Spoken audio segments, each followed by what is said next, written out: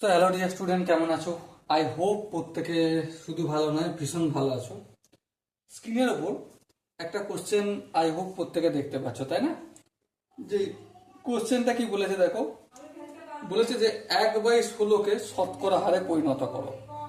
কি করব? 1/16 এটা কিসের আকারে রয়েছে? ভগ্নাংশের আকারে রয়েছে, ভগ্নাংশ, তাই না?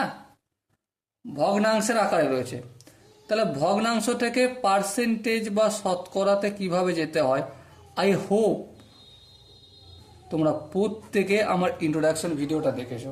মানে এই যে প্লেলিস্টটা রয়েছে না, শতকরা ফর কম্পিটিটিভ এক্সাম, এই প্লেলিস্টের একদম প্রথমে যে ভিডিওটা বানিয়েছি ওটা ইন্ট্রোডাকশন ভিডিও। আর ওখানে আমি সুন্দরভাবে দেখিয়েছি যে ভগ্নাংশ থেকে পার্সেন্টেজে কি করে যেতে হয়।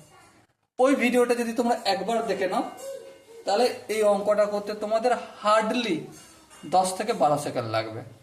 কত সেকেন্ড লাগবে? হার্ডলি 10 থেকে 12 সেকেন্ড। ওকে, তো চলো মাই ডিয়ার ওয়াটসন, আমি এখন এই অঙ্কটা তোমাদের সাথে প্র্যাকটিস করি। দেখো, 1/16 এটা রয়েছে, এর সাথে কিছু নেই, মানে এক গুণ আছে আমরা বলতে পারি, হ্যাঁ বলতে পারি, কোনো অসুবিধা নেই। তাহলে দেখো, এটাকে আবার আমি এক গুণ আছে মানে এটাকে আমি 100/100 লিখতে পারি। এক মানে কি 100/100 করা যায়, হ্যাঁ ঠিক, কোনো অসুবিধা নেই। আবার দেখো, 4 × 4, 4×25 100। তাহলে কি পেলাম আলটিমেট? 25/4। আর এই নিচে যে হর, এটা কি হয়ে যায়? পার্সেন্টেজে কনভার্ট হয়ে যায়। তাহলে 25/4 পার্সেন্টেজ মানে কি 6.14%। সো মাই ডিয়ার ওয়াটসন, আশা করি তোমরা এই অঙ্কটা নিজেরাই করে নিয়েছো।